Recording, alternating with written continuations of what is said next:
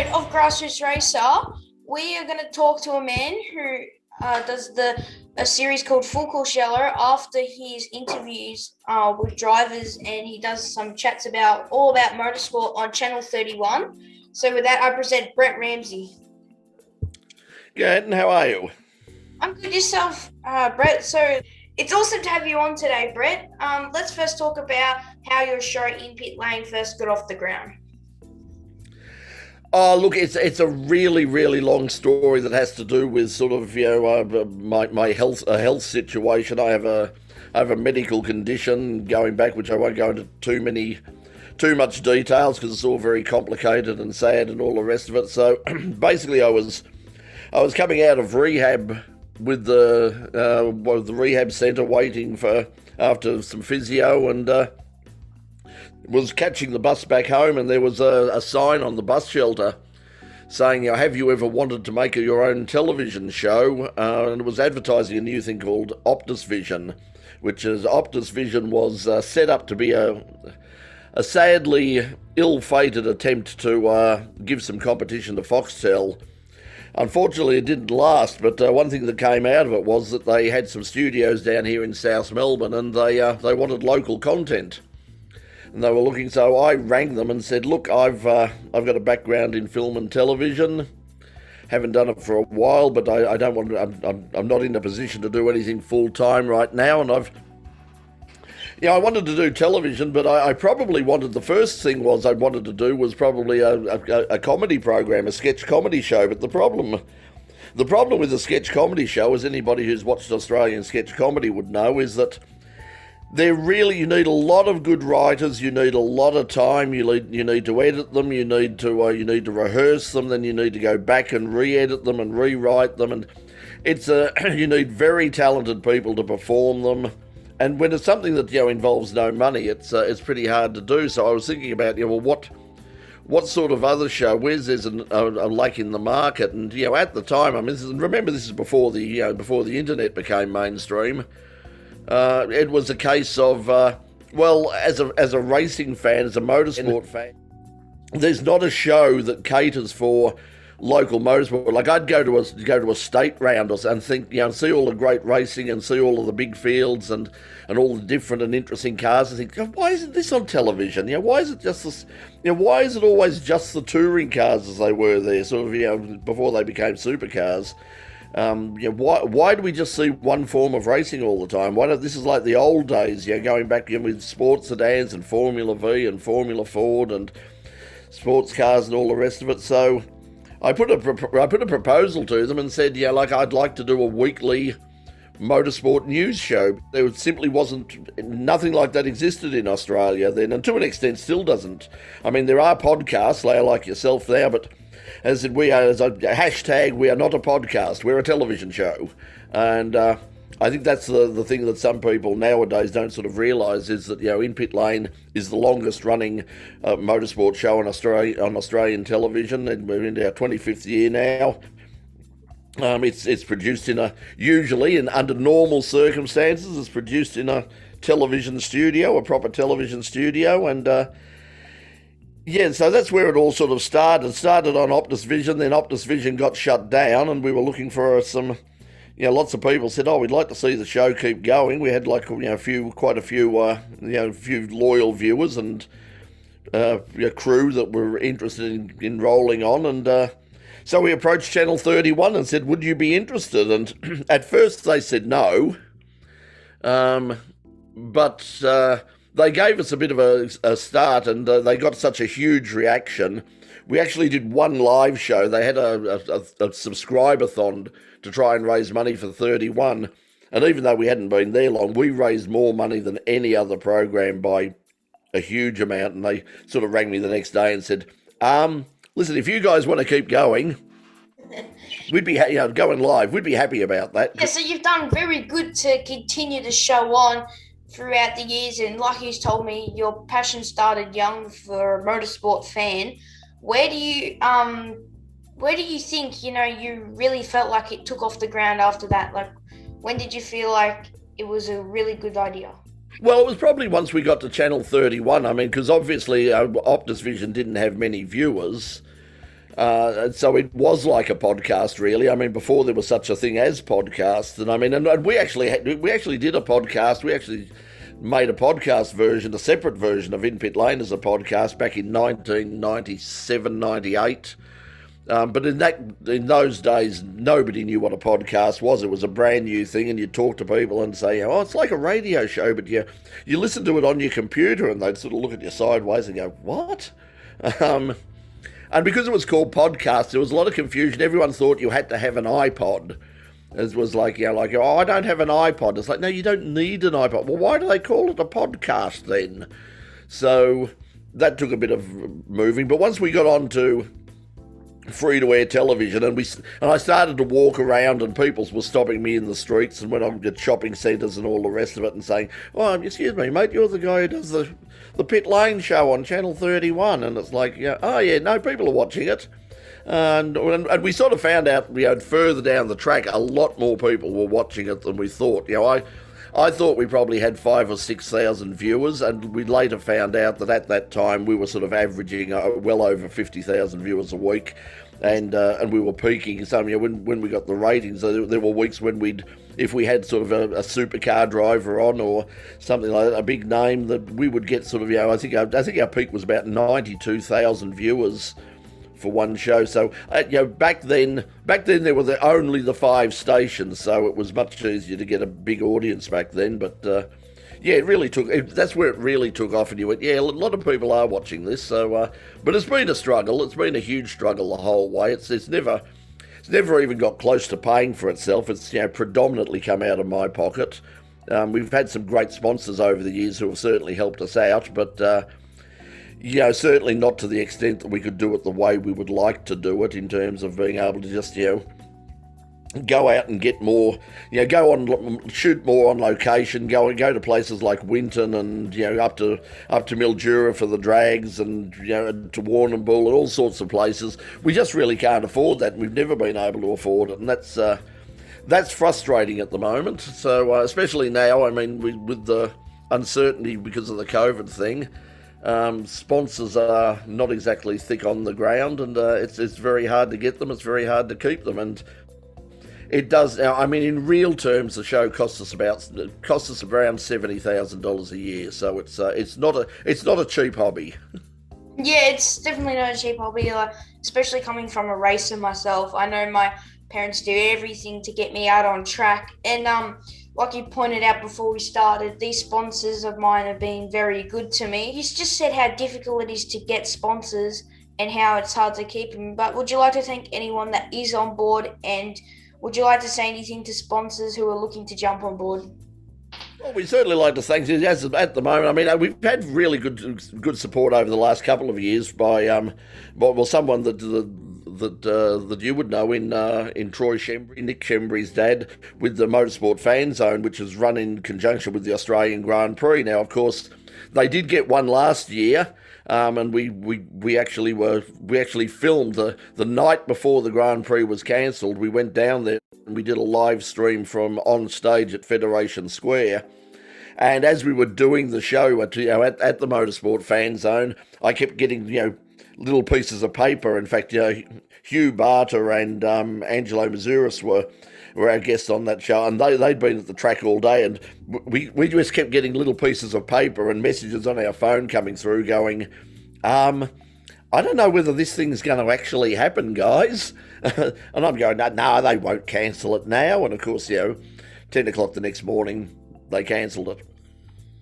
Yeah, it was I was watching the Grand Prix in 2020 that we were trying to 2020. Yeah, it seems like an eternity ago now, but yeah. So at the start of 2020, I was watching supercars practice. I remember waiting for the F1, and yeah, I can remember.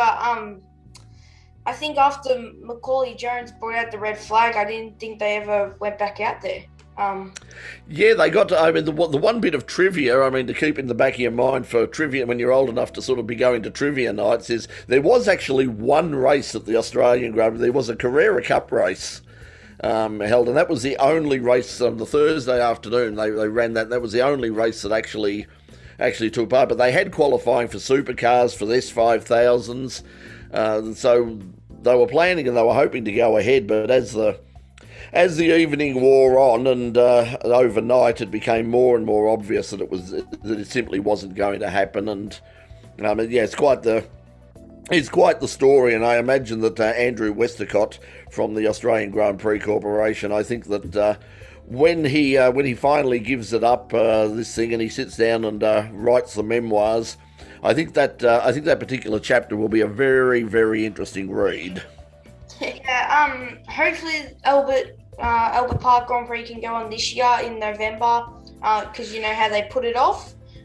Yeah, I think it's going to be a big ask. I mean, especially now under the circumstances. The only way that it's going to happen is if they drop the quarantine regulations. Formula One have been very, very firm about that. That's why Canada was pulled, because they said, no, we are not going into quarantine under any circumstances. We will fly in a bubble, we will stay in the bubble, we will fly out again. But Canada said, no, that's not good enough. And I think Australia will say, no, that's not good enough as well. So I'd be really surprised if it does go ahead. Fingers crossed. Really love it to go ahead.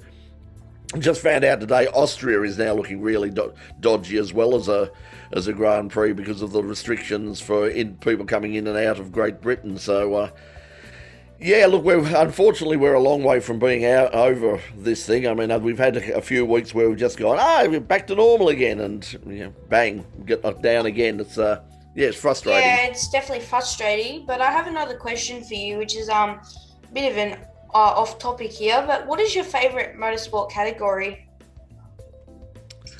Oh, see, that's well, I like variety. I grew up at a time where, like in an era where everything today is so controlled. I mean, you're effectively controlled category. Supercars is a control category. I mean, yes, okay, there's a Mustang and supposedly at the moment a Commodore and soon a Camaro, but underneath they're essentially the same cars.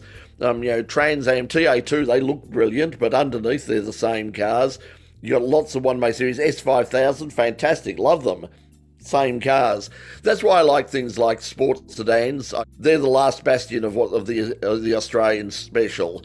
It is still a category where if you're dedicated enough and crazy enough, you and a few mates can get together and say, hey, listen, why don't we build a sports sedan?